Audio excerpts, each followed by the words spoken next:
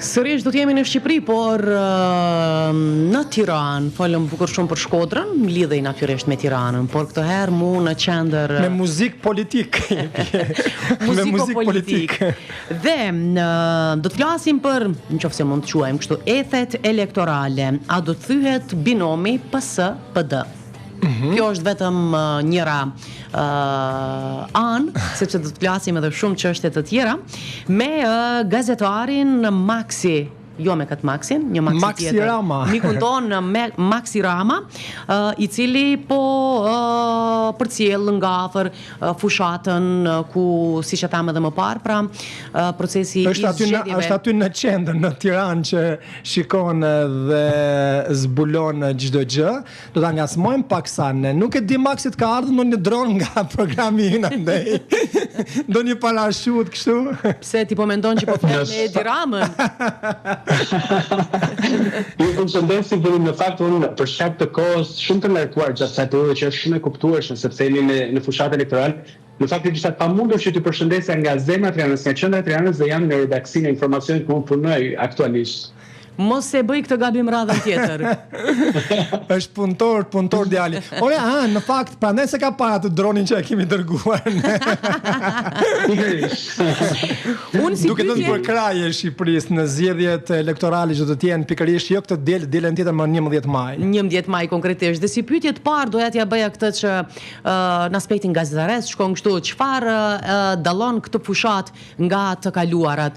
Mirë po, menjëherë ky droni të cilin e mori Edi Rama është njëri prej dallimeve që u bë virale. Parashuta, ndoshta sepse kjo dron po na aludon pak me një term që po e përdorim shumë kohëve të fundit. Si u komentua nga ana juaj si gazetar, por edhe nga qytetarët në Shqipëri, nga politika po ashtu? Në fakt, do të them që përgjithsisht në fushatat elektorale, si për dy partitë mëdha, siç është Partia Socialiste që është në pushtet, po ashtu Partia Demokratike që është në opozitë, gjithmonë po themi sheshi Skënderbej në Tiranë dhe sheshi Nën Tereza nga ana tjetër kanë qenë dy sheshet rivale në thonjza. Kjo për shkak se gjithmonë Partia Socialiste zgjedh sheshin Skënderbej për të bërë mitingjet e saj hapëse të fushatës, po ashtu edhe mitingjet përmbyllëse. E njëjtën gjë ka ndodhur pak në vitet e fundit edhe me Partinë Demokratike dhe koalicionin e saj, ku sheshi Nën Tereza është gjithmonë sheshi i cili mblidhen për të hapur fushatën elektorale, siç ndodhi me datën 10 prill, po ashtu do të jetë edhe sheshi përmbyllës, që do thotë këto dy sheshe, edhe pse janë në vit të drejtë ajrore, i lidh bulevardit Dëshmorët e Kombit në Tiranë, të dy sheshet janë, si më thon, sheshet rivale në thonjza, për shkak se të dyja partitë mëdha mblidhen te këto sheshe. Megjithatë, sigurisht ata gjithmonë janë të kujdesshëm që ndonjëherë ndodh që mos i bëjnë sigurisht nuk ndodh që mos i bëjnë në njëjtin orar takimet, pra hapjen e fushatës, por ashtu edhe përmbylljen, por paktën hapjen të vite kanë bërë edhe në ditë të ndryshme.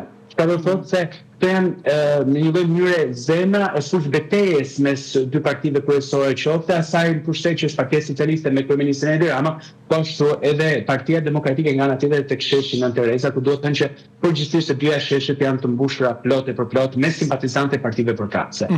E mënyra e sloganeve, qoftë edhe ajo që ne nisëm me atë humorin e parashutës, mënyra e sloganeve si po duket këtë vit? Është në një copy-paste Amerikës, a ku ta diun vendem të tjera më përparimtare të ndryshe që kanë më shumë eksperiencë në këto fushat elektorale, apo si po komentohet atje?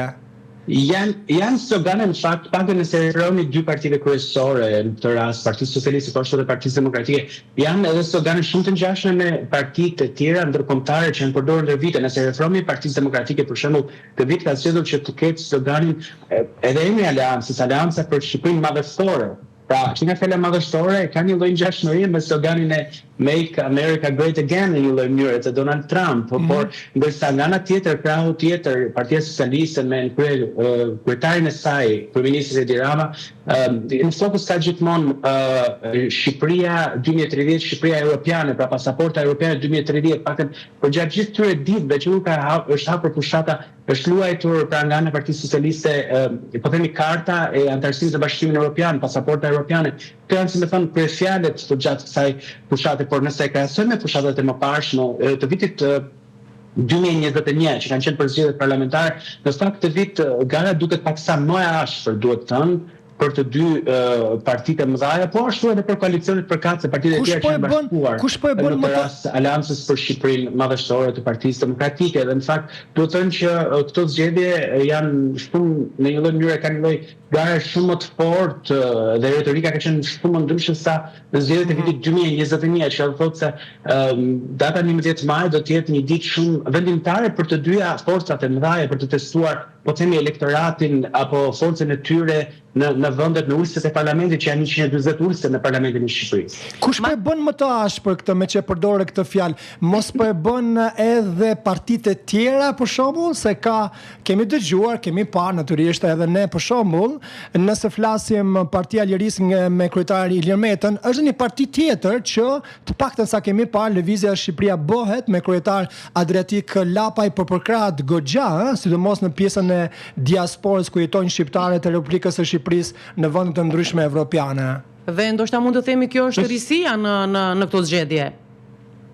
Që në fakt edhe partitë të cilat janë futur, po themi, rishtazi vitet e fundit në politikën shqiptare, kanë goxha mbështetës, faktin për takimet që ne shohim në përditshmërinë tonë në për Shqipërinë, në vendet e ndryshme të Shqipërisë, ku tashmë aktualisht në fakt shumica prej partive janë duke bërë, po themi, në çarqe të ndryshme të vendit, nga 12 çarqe që ka Shqipëria me 61 bashkia, duke bërë edhe përmbylljen e fushatës gradualisht në përrethjet e Shqipërisë, dhe duke që, po themi, edhe këto partitë të cilat janë, po themi, konsiderohen të reja, kanë goxha mbështetës në lloj mënyre dhe vjet re elektorati i të rinjve të cilët po i mbështesin, që do thotë se në një lloj mënyre edhe këto parti i friksojnë disi, po themi, forcat e mëdha politike, forcat klasike, siç është Partia Socialiste apo Partia Demokratike, që do thotë se në një lloj mënyre edhe ata po fitojnë goxha terren. Megjithatë, sigurisht kjo mbetet për të parë në certifikimin e zgjedhjeve të 11 maj me rezultatet se si do të jetë konfigurimi i ri i Parlamentit të Shqipërisë me 140 ulëse. Por ai problem për të theksuar është se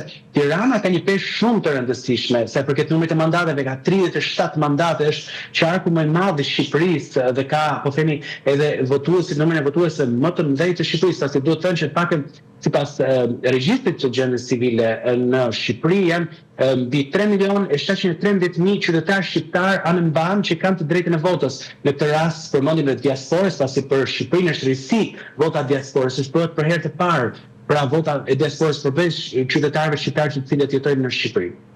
Po shohim që ka interneti si duket është pak i çobët. Sillni linjën tonë këtu, domethënë, në studion tonë. Okej, mirë, derisa ta rregullojmë në një tjetër. Po, e rëndësishme është që zëri i Maksit po dëgjohet shumë mirë, por pamjet tani e kemi sërish me pamje në rregull. Unë pak më herët doja të pyesja, por me qenë se e the që cili është diskursi politik që po dominon gjatë kësaj fushate, dhe natyrisht që është inkuadrimi i Bashkimit Evropian në vitin 2030 që e përmende. Kështu që një pyetje tjetër e cila e pason këtë, të flasësh për një diskurs të tillë është shumë e lehtë, do të thotë, por është mjaft e rëndësishme se si partitë po e zhvillojnë komunikimin me publikun. Në fakt, sa i përket komunikimit me publikun, ka patur, po themi, komunikimit të ndryshme në për qytetet e Shqipërisë, ku ka patur këtë radhë pak të ndoshta ndryshe nga vitet e mëparshme, se përket zgjedhjeve të vitit 2021 që ishin parlamentarët, duke mos përmendur këtu vitin 2023 që ishin për bashki e për komuna, ka patur të rënë në sy fakti që të dyja koalicionet e mëdha kanë bërë shpesh edhe takime vetëm, po themi, me gra ose vajza, kanë bërë takime vetëm me 33, pra në këtë rast nuk kanë bërë vetëm ato takimet klasike me qytetarë të grup moshave të ndryshme, por kanë bërë edhe me target grupe specifike në një lloj mënyre duke sfalosur kështu edhe programet e tyre elektorale. Pra këtë radhë ka patur, po themi, një fushat ndryshe ndoshta, sepse ndoshta edhe rrjetet sociale kanë luajtur një rol të rëndësishëm këtë radhë. Në fakt ka shumë kandidat për deputet të cilët janë bërë virale edhe në rrjetet sociale. Pra në këtë rast është futur paksa edhe rrjetet sociale janë futur në lojë në këtë fushatë elektorale, më përdoret si një lloj arme e fortë, mund të themi, nga të gjitha partitë kryesore. Natyrisht rrjetet sociale janë ato të cilat pas kanë mësuar nga zgjedhjet tona. Kudo në botë rrjetet sociale dhe zbën pa to, por krejt çfarë është e rëndësishme, po mendoj, ata të cilët mendojnë drejt, është përfitimi i votuesit të pavendosur. Nuk po e them këtë rastësisht. Kjo është shumë e rëndësishme. Çfarë teknika po vret që po përdorin kandidatët e ndryshëm për të marrë këta votues të cilët janë Ne e themi as me sherr, as me barilev këtu në Kosovë, të ju nuk e di maksi si përdore. Një këm ande, një këm këtej. Në fakt është vërtet sepse votuesit e pavendosur në mënyrë që të paktën edhe për sondazhet e ndryshme që bëhen në mënyra private nëpër Shqipëri gjatë disa javësh janë një elektorat i gri në një lloj mënyre që konsiderohet ndryshe, është një elektorat janë zgjedhës shumë të rëndësishëm për se cilat parti, por kartat kryesore të cilat janë luajtur nga gjitha partitë kryesore në Shqipëri është rritja pagave apo ulja taksave, është po themi arsimi, shëndetësia, infrastruktura. Këto janë disa karta të cilat në fakt dy partitë kryesore bëjnë të kundërt e njëra tjetrës, sa kuptimin që njëri thotë do të rrisin pagat, partia tjetër thotë do të ulim taksat, taksimin e pagave etj, do rrisin pensionet. Kanë disa nga pikat që po luajnë vazhdimsi ndoshta edhe për këtë lloj elektorati gri, pra ata pavendosur, të cilët duhet thënë që në fakt janë referuar shifrave zyrtare të Komisionit Qendror të Zgjedhjeve ndër vite, kanë qenë të konsiderueshëm edhe në Shqipëri në gjitha zgjedhjet, që për ato parlamentare, por edhe ato zgjedhjet lokale, siç janë për bashkitë dhe njësitë vendore në Shqipëri. Maksi, ju si gazetar, si përshikoni këtë gjuhën e komunikimit, apo mësojnë ndonjë fjalë të re nga kandidatët për deputet këtë radhë apo jo, sepse zakonisht disa janë bërë virale. Si është kjo gjuha?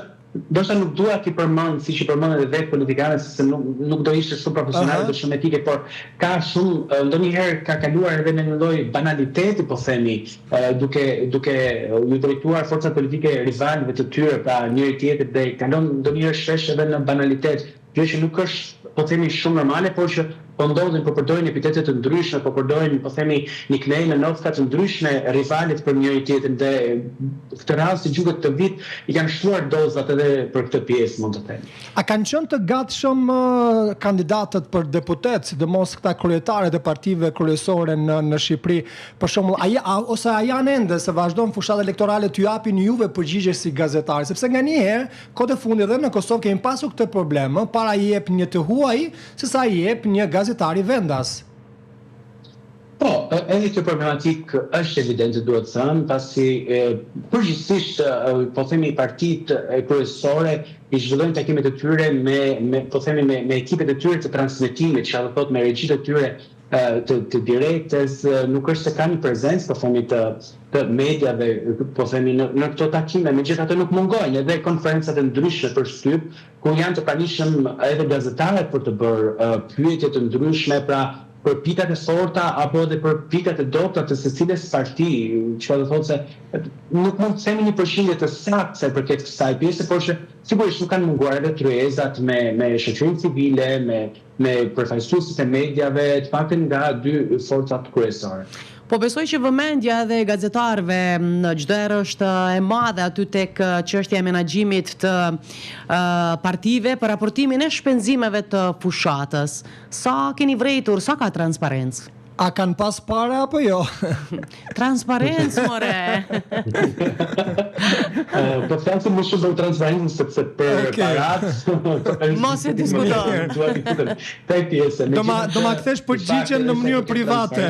Se kodi elektoral e parashikon qartë aty që në fillim që çdo shpenzim apo çdo ardhur që përdoret në fushat duhet të deklarohet, pra sponsorat e ndryshëm, mbështetësit e ndryshëm. Megjithatë, ka edhe nga këto partitë e vogla të cilat në fakt sponsorizojnë gjithçka vetë, pra vetë liderët e partive i paguajnë vetë të gjitha shpenzimet, po themi, pa patur fonde dytësore, siç ndodh me partitë më të mëdha. Megjithatë, janë munduar disi ka individë ose drejtues partish të cilët shprehin se janë transparent, ka të tjerë që janë më pak transparent, është paksa evazive këtë pjesë dhe nuk mund të themi me një përqindje të saktë se cila është më transparente dhe cila jo. A është fakt vjen për të theksuar, meqenëse përmendën pak më herët edhe takimet me prezencën e gazetarëve të ndryshëm, paktën lideri i opozitës Sali Berisha në vazhdimsi në çdo takim elektoral gjatë kësaj fushate ka bërë thirrje kryeministit Rama, pra në këtë rast kryetari të Partisë Socialiste e ka ftuar në debat televiziv në vazhdimsi, duhet të thënë, por që ende nuk ka patur një reagim nga vetë lideri i PS-s apo kryeministri Edi Rama deri në këtë moment që flasim. Pse? Si komentohet kjo? Pse? Si bën thirrje që të bëjë debat. Si komentohet kjo? Kjo mos përfillje nëse mund të themi. Po, Po, ndoshta vetë lideri i opozitës, kryeministri Edi Rama, nuk e ka komentuar fare, duhet thënë, pavarësisht thirrjeve të vetë vazhdueshme nga Sali Berisha për të ulur së bashku për të përballur në një debat televiziv. Thirrjet e tjera nuk kanë munguar edhe në zgjedhjet e shtuara në Shqipëri, por që po themi vitet e fundit në Shqipëri kanë munguar debate televizive, përballje direkte, po themi mes liderëve më të mëdhenj të partive kryesore. Këtë shkollë e morëm edhe ne. Ka marrë një mësim ndoshta nga kryeministri ynë në detyrë që intervistën ekskluzive e dha një media në Tiranë. Kështu që Edi Rama do na japë neve. Ndoshta Max, vetëm për të parë deri në datën 9 maj, po themi, pasi në datën 10 maj është heshtje zgjedhore në Shqipëri. Ka dhe ca ditë. Ka të thotë se nuk lejohet asnjë lloj komunikimi apo. Sigurisht, është frydzuam rastin. Politike. Po, është frydzuam rastin dhe këtë përgjigje do të na japësh. Po besoj që kjo që nuk shkon nëpër debate, do thotë nuk ka qenë për ty si gazetar momenti më befasues. Por na trego gjatë kësaj fushate, ke pas një moment i cili të ka befasu apo edhe je tensionu nga një zhvillim gjatë tërë kësaj fushate? Do të thënë që fushata ka qenë dinamike prej së vërtetës, që për datës 9 dhe 10 prit që ka nisur, ka qenë një fushatë shumë dinamike, por duhet thënë që përgjithsisht forcat politike gjatë kësaj periudhe kanë qenë më shumë të vendosura, duke bashkëreziduar me qytetarët për jashtë Tiranës, po themi. Pasi Tirana e fokusi kryesor i Tiranës ka qenë kryesisht në ditën e parë që është hapur fushtata elektorale, dhe më pas ata janë zhvendosur më shumë nëpër rrethe, pra nëpër qarqet e ndryshme të vendit, nëpër bashkitë të vendit apo edhe në fshatra, pasi duhet të thënë që pjesa rurale është një pjesë më problematike pasi mungon infrastruktura në vendet të caktuara dhe po themi kërkesat kryesore nëpër zonat rurale, nëpër fshatra të ndryshëm kundrejt gjitha partive politike është për një infrastrukturë më të mirë, po themi kjo ka qenë ndoshta edhe kryefjala, megjithatë retorika apo takimet kryesore janë zhvilluar më shumë nëpër rrethe, gjë që ne nuk është se po themi lëvizjen jashtë Tirane aktualisht jemi të përqendruar në Tiranë, por mbetet për të parë se kanë mbetur edhe një javë fiks një javë të premten e ardhshme i bie që bëhet përmbyllja e fushatës elektorale nga të gjitha kampet politike pasi të shtunën me datën 10 është heshtje zgjedhore, ndryshe nga ata që kanë ndodhur në Kosovë që për ne të mediave të Shqipërisë që ishin në zgjedhjet e Kosovës në shkurt, nuk kishte heshtje zgjedhore ditën e shtunë, gjë që në Shqipëri do të ketë. Do të ketë. Dhe kam dy pyetjet e fundit, është e para që ka të bëjë me Tiranën. Kanë nisur këto për shembull parashikimet, ju si gazetari besoni këtyre parashikimeve që shpeshherë kanë rezultuar të jenë të sakta dhe Tiranën kush na e merr? Sipas parashikuesve. Nuk më takon ta them këtë, por që nga 37 mandate, Tirana përbën 37 mandate, pra 37 prodhon 37 deputet janë 140 në total. Pra do që është kali betejes, është beteja kryesore do të zhvillohet për Tiranën pa diskutim. Është ky qyteti ka numër më të lartë të deputetëve që do të nxjerrë. Sigurisht të gjitha forcat politike do të luftojnë për të marrë sa më shumë deputetë. S'ma thua për Tiranën, mbetet për të parë pasi një rol të rëndësishëm luan dhe vota diasporës sa radhe, pasi të paktën aktualisht deri në këtë moment që flasim nga 245.000 zgjedhës që janë regjistruar në diasporë për të marrë pjesë në zgjedhjet e 11 maj, pra për të zgjedhur koalicionin përkatës apo deputetin përkatës, janë 120 që kanë mbritur aktualisht në Komisionin Qendror të Zgjedhjeve, pra që kanë shtrohur vullnetin e tyre. Çfarë thotë një pjesë të konsiderueshme kësaj radhe luan edhe vota diasporës. S'ma the për Tiranën, por për vendlindjen tënde, Lezhën kush na e merr dhe kur kalon te Lezhë biri pak nga lart që na merr në një informacion. Në bëjmë pak sa kështu egoist për vendlindjen. Kam qenë edhe në 2023 kam mbuluar qarkun e Lezhës, thotë Bashkinë e Kurpinit, Bashkinë e Mirëtisë dhe Bashkinë e Lezhës. Po.